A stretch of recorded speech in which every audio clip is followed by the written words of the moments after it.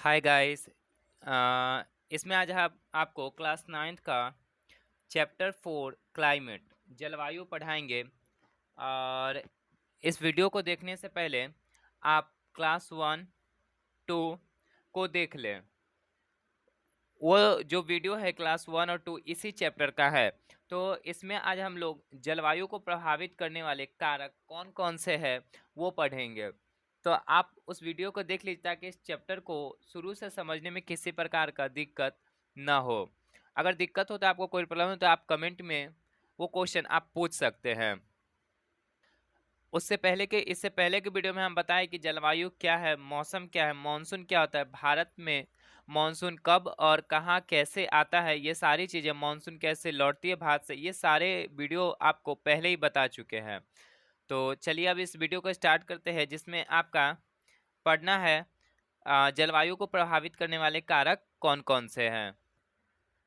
जलवायु को नियंत्रित करने वाले कारकों के लिए एक शब्द लैंडफॉर्म्स क्या है, लैंडफॉर्म्स का प्रयोग किया जाता है। जलवायु को प्रभावित करते हैं जैसे कि आपका अक्षांश, ऊंचाई, समुद्र से निकटता, पवन की दिशा, वन, सामुद्रिक जलधारा, वर्षा, ये सब क्या करते हैं, जलवायु को प्रभावित करते हैं। इन सभी जगह जलवायु एक ही प्रकार का नहीं होने के कारण ये सब जो कारण है इसी के वजह से है। और है इसमें आपका पहाड़, पर्वत और मिट्टी, इसे आप कॉपी में भी नोट कर लीजिएगा। जो जलवायु को प्रभावित करते, देखिए, अक्षांश, ऊंचाई, समुद्र से निकटता, पवन की दिशा, वन, सामुद्रिक पवन, वर्षा, पहाड़, पर्वत और मिट्टी। अब इन नौ के बारे में समझेंगे इस चैप्टर में। सौर किरणों के सीधा या तिरछा, यानी सूर्य के किरणों के सीधा या तिरछा होने पर सौर ऊर्जा की मात्रा में अंतर हो जाता है। अगर तिरछा पड़ेगा तो आपको कम प्रकाश और सीधा पड़ेगा तो तेज। जैसे सीधा पड़ता है तो क्या, तेज रोशनी, पूरा धूप ज्यादा होता है। सूर्य की किरणें निम्न अक्षांशों पर सीधा तथा उच्च अक्षांशों पर तिरछी पड़ती है। यही कारण है कि विषुवत रेखा से ध्रुवों की ओर बढ़ने पर तापमान क्या होता है, घटता है। यानी पृथ्वी के ऊपर जाने पर तापमान घटता है और ध्रुवों की ओर बढ़ने पर तापमान घटता जाता है। और पृथ्वी के नीचे भी आएंगे तो क्या होगा, तापमान घटता है, क्योंकि पृथ्वी क्या है, गोल है। तो सब जगह सूरज का किरण लंबवत नहीं, सीधा नहीं पड़ सकता है। तो तिरछा पड़ेगा तो क्या होगा, तापमान कम होगा, और सीधा पड़ेगा तो तापमान ज्यादा होगा। अब इसको देखिएगा एक डायग्राम के माध्यम से। देखिए, ये जो बीच वाला लाइन हो गया है, ये जो क्या करता है, पृथ्वी को दो भाग में बांटता है। इस रेखा का नाम है विषुवत रेखा। विषुवत रेखा, यह रेखा भारत को दो भाग में बांटता है, आधा आधा। ये पूरा गोलार्ध हो गया, तो इस लाइन के ऊपर वाला हो गया आधा गोलार्ध और ये आधा गोलार्ध, इसे कहते उत्तरी गोलार्ध। और नीचे वाला को कहते, इस विषुवत रेखा के नीचे वाले भाग को दक्षिणी गोलार्ध कहते हैं। तो क्या होता है कि 21 मार्च और 23 सितंबर को सूरज की किरणें विषुवत रेखा पर सीधी पड़ती हैं। ठीक है, कब कब, 21 मार्च को, 21 मार्च और 23 सितंबर को सूर्य की किरणें विषुवत रेखा पर सीधी पड़ती हैं। और अब क्या होता है कि 21 जून को, 21 जून को सूर्य की किरण कर्क रेखा पर, ये हो गया आपका उत्तर में 23.5 डिग्री, ये उत्तर में हो गया 23.5 डिग्री कर्क रेखा। कर्क रेखा, इस पर 21 जून को क्या होती है कि सूर्य की किरणें क्या पड़ती है, सीधी पड़ती है 21 जून को। तो क्या होता है कि जब सूर्य की किरणें सीधी पड़ेगी तो दिन क्या होगा, बड़ा होगा। दिन क्या होगा, बड़ा। दिन उत्तरी गोलार्ध में दिन क्या होगा, बड़ा, और रात छोटा होगा। रात छोटा होगा। तो जब दिन बड़ा होगा उत्तरी गोलार्ध में, तो दक्षिणी गोलार्ध में क्या होगा, दिन छोटा होगा। और जब रात यहाँ छोटा होगा तो इसमें रात क्या होगा, बड़ा होगा, इसका उल्टा। ये 21 जून को। अब क्या होता है कि मकर रेखा, ये दक्षिण में हो गया 23.5 डिग्री। यह हो गया आपका मकर रेखा। तो 22 दिसंबर को, ठीक है, 22 दिसंबर को क्या होता है कि सूर्य की किरणें मकर रेखा पर सीधी पड़ती है। तो इसमें क्या होता है, जब मकर रेखा दक्षिणी गोलार्ध में मकर रेखा पर सूर्य की किरणें सीधी पड़ेगी तो यहाँ का दिन, इस समय दिन क्या हो जाएगा, बड़ा हो जाएगा। दक्षिणी गोलार्ध में तो उत्तरी गोलार्ध में दिन छोटा हो जाएगा। रात क्या होगा, छोटा होगा दक्षिणी गोलार्ध में, तो दिन इसमें रात क्या हो जाएगा, बड़ा हो जाएगा इसका उल्टा। तो क्या होता है कि सूर्य की किरणें और पृथ्वी के ऊपर जाने पर क्या होता है, तिरछा होते जाता है। ठीक है, सूर्य की किरणें ऊपर जाने पृथ्वी को ऊपर जाने पर क्या होता है, तिरछा होता है, इसलिए ऊपर जाने पर तापमान कम होता है। यहाँ पर है आपका नॉर्थ पोल यानी उत्तरी ध्रुव, नॉर्थ पोल, और नीचे हो गया आपका साउथ पोल। तो यहाँ क्या होता है, सूर्य की किरणें नहीं पहुँचती है, ठीक है, जिस वजह से यहाँ 6 महीना दिन और 6 महीना रात होता है। यहाँ 6 महीना दिन, 6 महीना 6 महीना दिन होता है, तो यहाँ 6 महीना रात होता है। तो कहेगा क्वेश्चन कि लगातार 6 महीना दिन और 6 महीना रात कहाँ होता है पृथ्वी, तो वह है आपका ध्रुव। नॉर्थ ध्रुव पर अगर 6 महीना दिन लगातार तो यहाँ रात होगा, यहाँ रात होगा तो वहाँ दिन होगा। ऐसे सूर्य की किरणें नहीं पहुँच पाने के कारण, तो ऊपर जाने पर क्या होता है, सूर्य की किरणें तिरछी पड़ती है और पृथ्वी के बीच में क्या होता है, सूर्य की किरणें सीधी पड़ती है। अब कह रहा है कि जैसे जैसे समुद्र तल से धरातल की ऊंचाई बढ़ती जाती है, समुद्र तल से धरातल की ऊंचाई बढ़ती जाती है, तो वायुमंडल विरल होता जाता है तथा तापमान घटता जाता है। क्या होता है कि पृथ्वी के सतह से ऊपर जाने पर तापमान घटता है, पृथ्वी के सतह से ऊपर जाने पर तापमान घटता है। तो कहेगा कि कितना ऊंचा जाने पर 1 डिग्री सेल्सियस तापमान घटता है, 1 डिग्री सेल्सियस तापमान घटता है।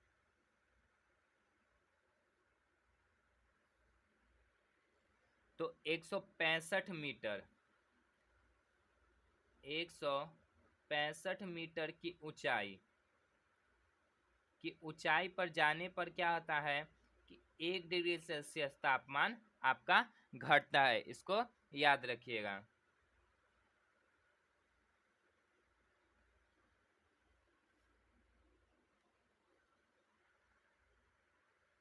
निम्न अक्षांश में स्थित उटकमंड अर्थात ऊटी आपका तमिलनाडु में है, तापमान काफी कम रहता है और गर्मी में काफी संख्या में पर्यटक यहाँ आते हैं।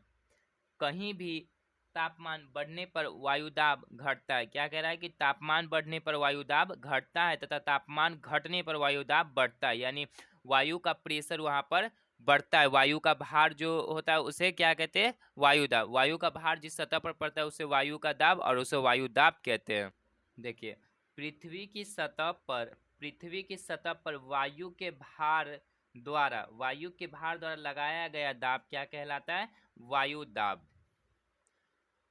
अब देखिए क्या होता है कि जिस जगह पर तापमान ये सूर्य की किरणें पड़ती है तो वहाँ क्या होगा, तापमान बढ़ जाता है, तो वहाँ की हवा क्या होती है, गर्म हो जाती है। तो हवा गर्म होकर के ऊपर उठती है, हवा हमेशा क्या होती है, गर्म होकर के ऊपर उठती है। तो जो खाली स्थान बच जाता है, हवा जब ऊपर चली जाती है गर्म होके, तो जो स्थान हवा से खाली होगा वो हो गया निम्न दाब, वो क्या हुआ, निम्न दाब। और वहाँ अब निम्न दाब क्या होगा, तो वहाँ निम्न दाब हो गया। अब क्या होगा कि उच्च दाब वाली हवाएं निम्न दाब जहाँ पर हवा खाली हो गया वहाँ क्या होगा, फिर से भर आएगा, तो वो क्या हो जाएगा, उच्च वायुदाब। तो उच्च वायुदाब से हवाएं क्या होती है, निम्न वायुदाब की ओर बढ़ती है। तो जो पवन उठ गया तो ये जगह हो जाएगा आपका निम्न दाब। तो तापमान काफी कम होता है संख्या में, कहीं कहीं तापमान बढ़ने पर क्या होता है, वायुदाब घटता है, और तापमान घटने पर क्या होता है, जब वहाँ सूर्य की किरणें वहाँ कम पड़ेगा तो वहाँ का वायुदाब क्या होता है, बढ़ता है, वहाँ हवाएं भर जाती है। पवन उच्च वायुदाब से निम्न वायुदाब की ओर बहने लगते हैं। ऐसे में यदि जल भाग से पवन आते हैं तो उसमें पर्याप्त नमी होती है। अगर हवा जल की ओर से आएगी तो उसमें क्या होगा, हवा में नमी यानी पानी की मात्रा होती है जिससे वर्षा होती है। किंतु स्थल भाग से आने वाली पवन शुष्क होती है, यानी उसमें नमी की मात्रा नहीं होती, जो किधर से आती है, जमीन स्थल की ओर से आती है। जलवायु को समुद्र निश्चित रूप से प्रभावित करता है। जल देर से गर्म एवं देर से क्या होता है, ठंडा होता है। अतः समुद्र तटीय भाग जाड़े में ज़्यादा ठंडा नहीं होता है और गर्मी में ज़्यादा गर्म भी नहीं होता है, इसको याद रखिएगा। किंतु स्थल भाग जल्द गर्म होता है, जल्द ठंडा हो जाता है। किंतु स्थल भाग जल्द गर्म एवं जल्द ठंडा हो जाता है। अतः महाद्वीप का मध्य भाग जाड़े में अति ठंडा तथा गर्मी में अति गर्म होता है। समुद्र के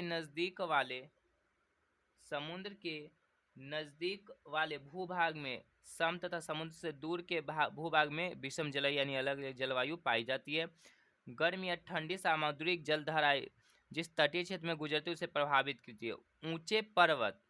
ऊंचे पर्वत वाष्प युक्त पवन को रोककर क्या करती है, वर्षा कराते हैं। तो वर्षा कराने में पहाड़ों और पर्वतों का महत्वपूर्ण योगदान रहता है और ये जलवायु को भी प्रभावित करते हैं। कौन, पहाड़ और पर्वत। अभी लिखा है जिससे पवनों विमुख भाग में मूसलाधार पर्वतीय वर्षा होती है, पर पर्वत के पीछे वाला पवनों विमुख भाग में वर्षा से वंचित रहता है, जिसे क्या कहते हैं, वृष्टि छाया। तो पहले के वीडियो में क्लास में आपको बताया कि वृष्टि छाया क्या होता है। वृष्टि छाया में बारिश न के बराबर होती है। तो पश्चिमी विक्षोभ से ही वृष्टि छाया में भारत में बारिश होती है। पिछले क्लास के वीडियो में बताया है। वन बादल को आकर्षित करता है तथा सूर्य के प्रखर किरणों से बचाता है। मिट्टी के प्रकार भी तापमान को प्रभावित करता है। मिट्टी भी अलग अलग प्रकार की होती है और सबसे जो उपजाऊ मिट्टी होती है वो आपका जलोढ़ मिट्टी होता है। तो सबसे अधिक जो उपजाऊ मिट्टी होती है वो जलोढ़ मिट्टी होता है। जलोढ़ मिट्टी उसे कहते हैं जो नदियों के द्वारा बहाकर लाई गई जो मिट्टी होती है उसे जलोढ़ मिट्टी कहते हैं। ये दो प्रकार की होती है। एक आपका हो गया, ये दो प्रकार की हो गई। एक हो गया आपका खादर और एक हो गया आपका बांगर। एक हो गया खादर, एक हो गया आपका बांगर। जलोढ़ दो टाइप की होती है। देखिए अब है पूछेगा कि कपास की फसल के लिए कौन सी मिट्टी सबसे अच्छी होती है। कपास की फसल के लिए तो कपास के फसल के लिए जो सबसे अच्छी मिट्टी है वह है आपका काली मिट्टी। ठीक है, काली मिट्टी। ये काली मिट्टी का सबसे अधिक विस्तार जो है पाया जाता है वो गुजरात और महाराष्ट्र में है। काली मिट्टी को रेगुड़ मिट्टी भी कहा जाता है। ये क्वेश्चन आता है कि काली मिट्टी को और किस अन्य नाम से जाना जाता है, तो रेगुड़ मिट्टी। ये कपास के लिए बहुत अच्छा होती है और सबसे अधिक जो कपास का उत्पादन होता है उसे वो गुजरात स्टेट में होता है कपास का उत्पादन। तो कह रहा है कि बलुई या कंकरीली मिट्टी जल्द गर्म होकर तापमान में वृद्धि करता है, पर चिकनी या जलोढ़ मिट्टी जल्द गर्म नहीं हो पाती है। भारतीय जलवायु को प्रभावित करने वाले कारक। अक्षांश, कर्क रेखा भारत के मध्य से गुजरती है और ये कर्क रेखा आपका 8 राज्य से होकर के गुजरती है और सबसे अधिक ये मध्य प्रदेश में इसका सबसे लंबा है। भारत में कर्क रेखा के उत्तर उपोष्ण तथा दक्षिण उष्णकटिबंधीय जलवायु पाई जाती है। अतः दक्षिण भारत गर्म एवं उत्तर भारत अपेक्षाकृत ठंड होता है, यानी उत्तर भारत कम गर्म होता है और दक्षिण भारत अधिक गर्म होता है। ऊंचाई बढ़ने के साथ साथ तापमान घटता जाता है। अभी बताया कि 165 मीटर की ऊंचाई पर जाने पर 1 डिग्री सेल्सियस आपका तापमान घटता है और पृथ्वी के कितना नीचे जाने पर आपका 1 डिग्री सेल्सियस तापमान बढ़ता है, इसका आप कमेंट में आंसर बताइएगा। भारत के उत्तर में हिमालय पर्वत माला स्थित है जिसकी औसत ऊंचाई महान हिमालय कितना है, 6000 मीटर, लगभग 6000 मीटर है। भारत के तटीय तथा मैदानी क्षेत्र की ऊंचाई 30 से 150 मीटर है। किसका, तटीय मैदान क्षेत्र की ऊंचाई 30 से 150। फलतः पर्वतीय क्षेत्र ठंडा सतह से ऊपर जाने पर क्या होता है, बढ़ता है तथा मैदानी या तटीय क्षेत्र अपेक्षाकृत गर्म रहता है। जाड़े में मध्य एशिया से आने वाली बर्फीली हवाएं हिमालय को पार नहीं जा पाती, जिससे यहाँ तापमान बहुत ज़्यादा नहीं गिर पाता है। परंतु गर्मी में हिमालय मानसूनी हवाओं को रोककर भारत में अच्छी वर्षा कराती है। अब है वायुदाब एवं पवन। वायुदाब एवं पवनों की दिशा ने भारत की जलवायु को विशिष्ट बना दिया। भारत में कर्क रेखा क्षेत्र से विषुवत रेखा क्षेत्र की ओर उत्तर पूर्वी मानसून पवनें चलती है। यह उपोष्ण कटिबंधीय उच्च दाब पेटी से उष्ण कटिबंधीय निम्न दाब अर्थात स्थल से समुद्र की ओर चलते हैं। फलतः इनमें वर्षा नहीं होती है, क्योंकि स्थल से जो हवाएं चलती है वो क्या होती है, शुष्क, उसमें नमी की मात्रा नहीं होती है। गर्मी में यह स्थिति उलट जाती है, क्योंकि सूर्य के उत्तरी गोलार्ध में होने के कारण राजस्थान के मरुस्थलीय क्षेत्र में निम्न दाब का केंद्र बन जाता है, क्योंकि यहाँ की हवाएं गर्म होकर ऊपर उठ जाती है तथा मकर रेखा क्षेत्र में उच्च दाब बना रहता है, यानी कि मकर रेखा वाले क्षेत्र में हवा पूरा भरा रहता है।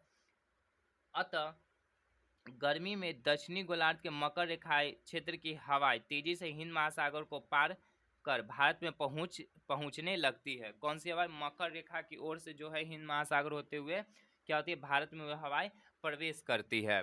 विषुवत रेखा को पार करने के बाद याद समझिएगा, गर्मी में क्या होता है कि ये हो गया आपका मकर रेखा, ये हो गया आपका विषुवत रेखा और ये हो गया कर्क रेखा। मकर रेखा, विषुवत रेखा, कर्क रेखा, मकर रेखा, विषुवत रेखा, कर्क रेखा। यह हमारा देश हो गया भारत, इंडिया।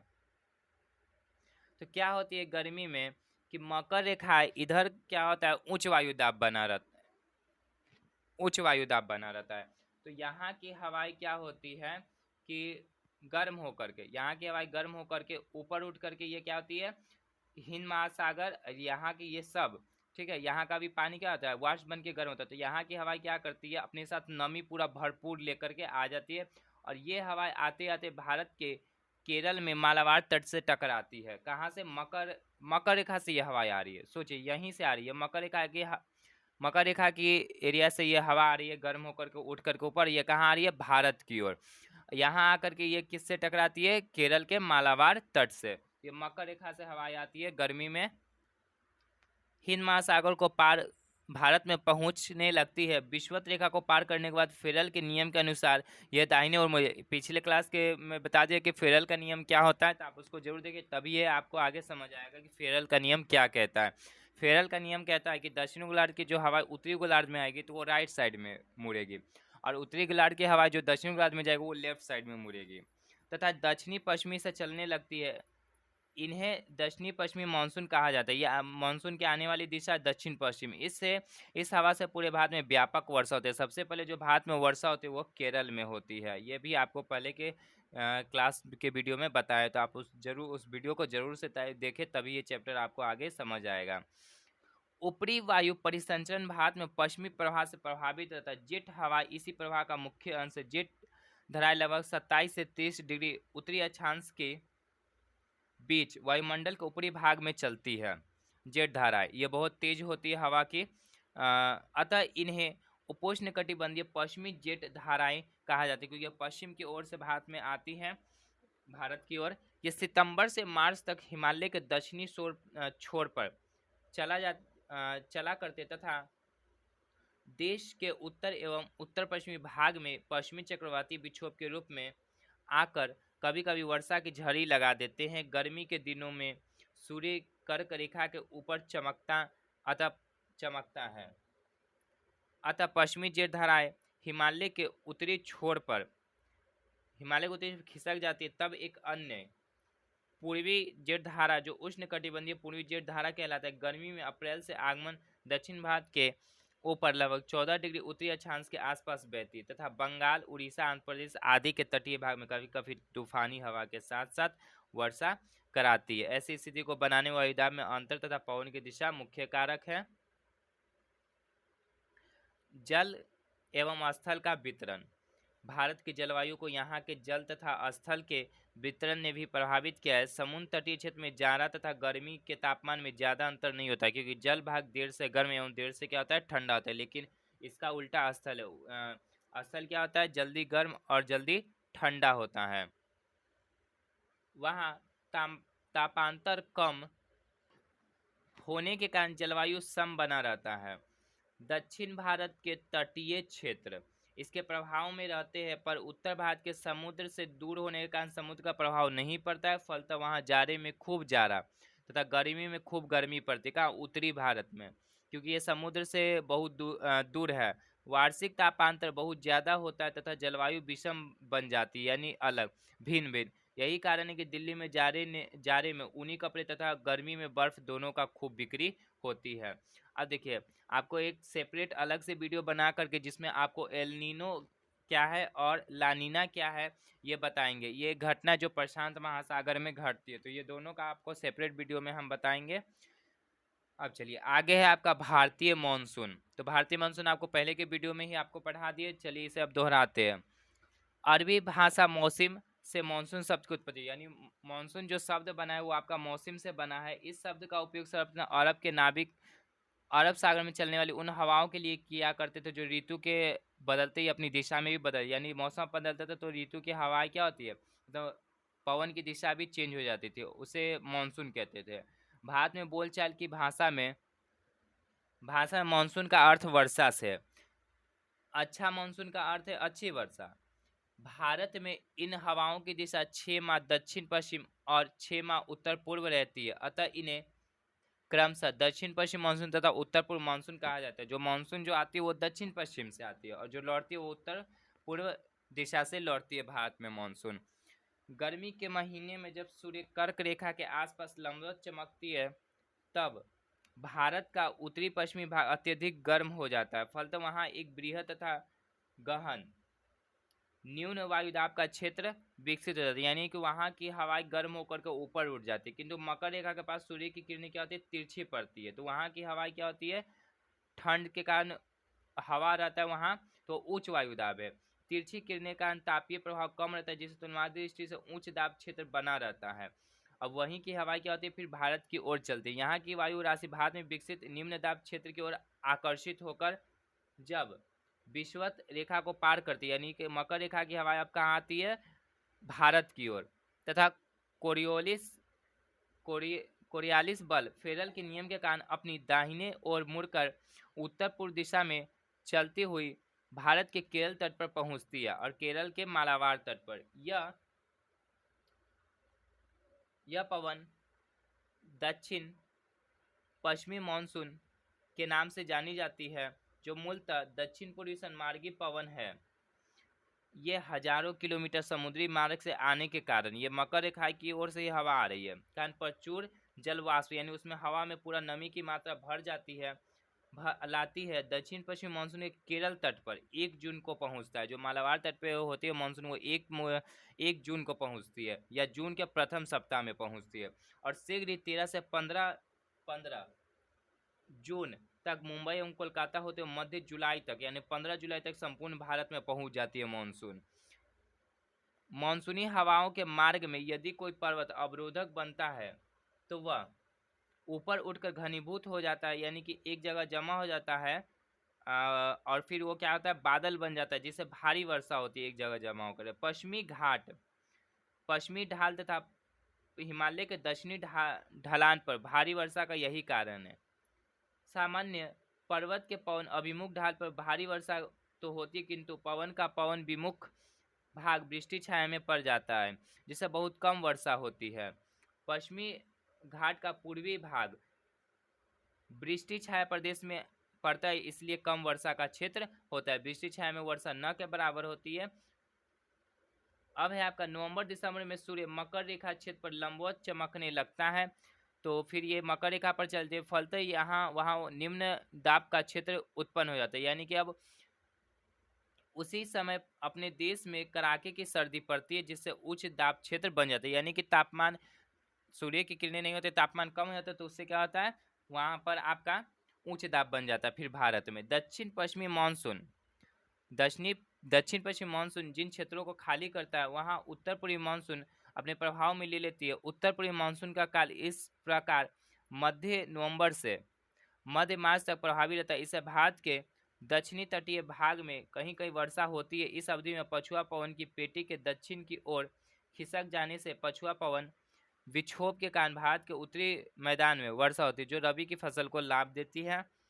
परिणाम स्वरूप अब दक्षिण पश्चिमी मानसून का आगे बढ़ने की धीरे धीरे होने होने लगती है। सितंबर को यह राजस्थान मरुस्थल तक नहीं पहुंच पाता है। 15 सितंबर तक यह चंडीगढ़, दिल्ली तथा श्रीनगर तक रुक जाता है। अक्टूबर तक यह मुंबई, भोपाल तथा लखनऊ को छोड़ देता है। 10 अक्टूबर तक यह उत्तरी भारत को छोड़ देता है तथा 15 नवंबर तक यह पूरे भारत को छोड़ देता है, जिससे क्या कहते हैं, लौटते मानसून कहते हैं। तो सितंबर से क्या होता है, मानसून लौटना स्टार्ट हो जाता है और जनवरी दिसंबर जनवरी तक ये आपका समाप्त हो जाता है। मानसून पूरी तरह लौट जाती है भारत से। मानसून के स्वभाव में अनिश्चितता पाई जाती है, फिर भी इसके सामान्य स्वभाव निम्नलिखित है। दक्षिणी पश्चिम मानसून की वर्षा मौसमी है जो जून से सितंबर तक होती है। समुद्र से दूरी बढ़ने पर वर्षा की मात्रा क्या होती है, घटती है। कोलकाता में 162.5 सेंटीमीटर, पटना में 135 सेंटीमीटर, इलाहाबाद में 100 सेंटीमीटर, दिल्ली में केवल 67 सेंटीमीटर वर्षा होती है, क्योंकि ये समुद्र से क्या होते हैं, धीरे धीरे दूर जाते हैं। मानसून वर्षा भूआकृति द्वारा नियंत्रित होती है। गर्मी में वर्षा मूसलाधार होती है, जिससे पानी का बहाव बढ़ जाता है और मृदा अपरदन की गति तेज होती है। मृदा अपरदन का मतलब मिट्टी के ऊपरी सतह का कटना क्या कहलाता है, मृदा अपरदन। कई क्षेत्र बाढ़ के चपेट में आ जाते हैं। भारत की कृषि प्रधान अर्थव्यवस्था में मानसून का महत्वपूर्ण योगदान है। मानसून वर्षा का भारत में वितरण भी असमान है, जो औसत 12 सेंटीमीटर से लेकर के 1180 सेंटीमीटर के बीच पाया जाता है। भारत में अगर सबसे अधिक कहीं वर्षा होती है तो वह है आपका मासिनराम, जो विश्व का सब में भी सबसे अधिक वर्षा मासिनराम में होता है। और ये मासिनराम का आप कमेंट में बताइएगा। मानसून कभी पहले और कभी देर से आती है, ये भी हो सकता है। मानसून कभी जल्दी आती है और कभी देर से। कभी अतिवृष्टि एवं कभी अनावृष्टि लाती है। फलतः फसलें प्रभावित होती है, बाढ़ एवं सूखा जैसी आपदाएं लाती है। अब है वर्षा एवं उसके प्रकार। तो वर्षा एवं उसके प्रकार आपको नेक्स्ट क्लास में बताएंगे, नेक्स्ट क्लास के वीडियो में। तब तक आप इसे फिर से, अगर नहीं समझ आए तो इस वीडियो को फिर से देखें। और thanks for watching my video friends.